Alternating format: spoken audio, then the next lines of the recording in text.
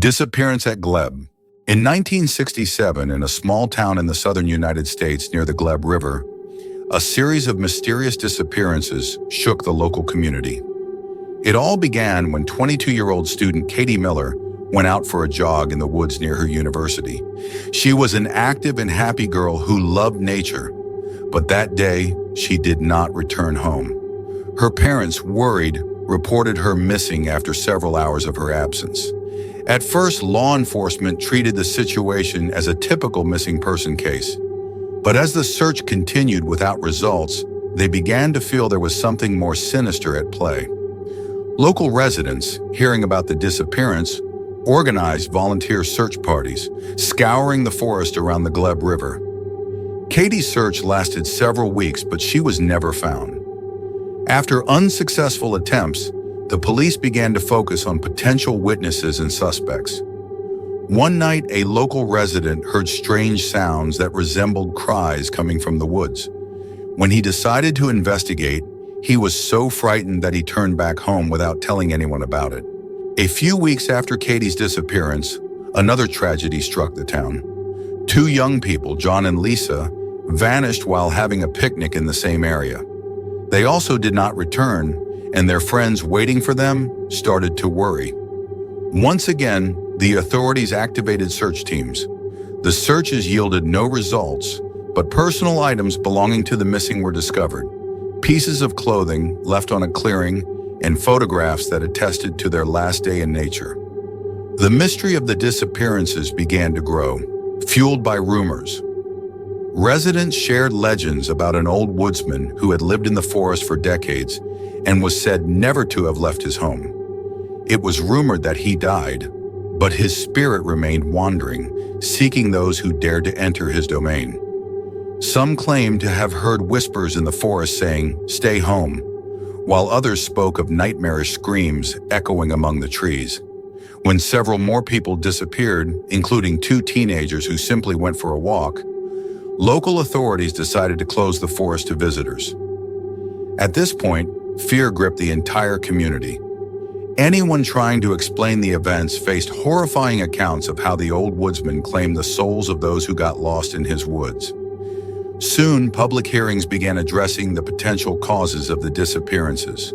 Some believed it could be linked to a serial killer, while others suspected something supernatural. An ominous atmosphere hung over the town, and fear began to seep into even the bravest souls. Local residents held gatherings where they discussed every possible scenario, but no one dared to venture into the forest. Only one brave soul, a young reporter named Tom, decided he could no longer bear the mystery. He set out to the forest in search of the truth, hoping to unravel the enigma. Tom headed south toward the Gleb River, where most of the disappearances had occurred. In the darkness of the woods, armed only with a flashlight and a tape recorder, he began to explore the area. At first glance, the forest seemed ordinary, but the deeper he went, the more he felt an unusual silence surrounding him.